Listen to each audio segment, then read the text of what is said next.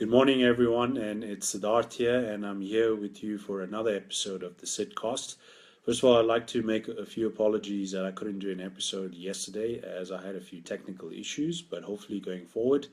I'll be able to release an episode every Sunday.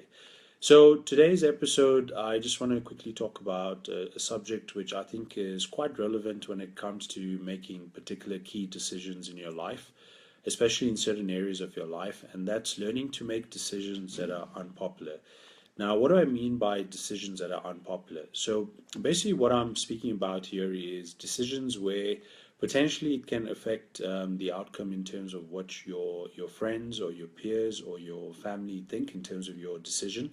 and could potentially have an impact in terms of how they view the outcome of that particular decision that you make. So one of the reasons why I wanted to make this particular episode is because I find there are a lot of times when people tend to obviously, make decisions which they feel could potentially have an outcome in terms of what people think about that particular decision. And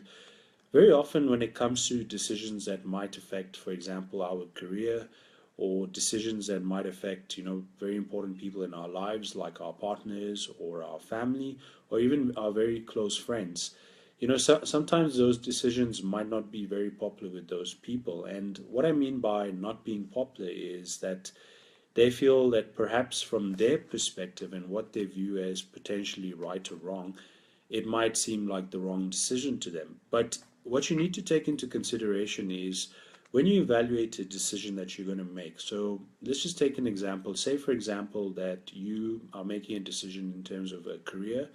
and you want to make a change in terms of your career. Perhaps you're not very happy in terms of your current career, or you just want to change the direction in terms of where your career is going. And you find that, it's a decision that can be pretty difficult to make, but at the same time, you kind of are going by your gut instinct and you feel it's a decision you have to make, which will actually change perspective for you. So, what happens is we tend to evaluate from our past in terms of what we feel was right at the time, and we realize that perhaps we made a mistake in terms of the decision. And we tend to remember the reactions of people that are very close to us, perhaps like our family, our peers, or even just for example, people that are very close to us, like maybe our partners.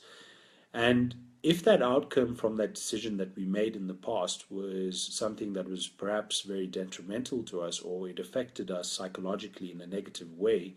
what can happen is potentially that when you come to a point again where you make a decision, hey Paul, good to see you here, where you make a decision in terms of perhaps something that might affect you, maybe positively going forward, you have to be very careful in terms of the decision that you make, because subconsciously you still have that reaction from the past, and obviously you don't want it to affect you going forward.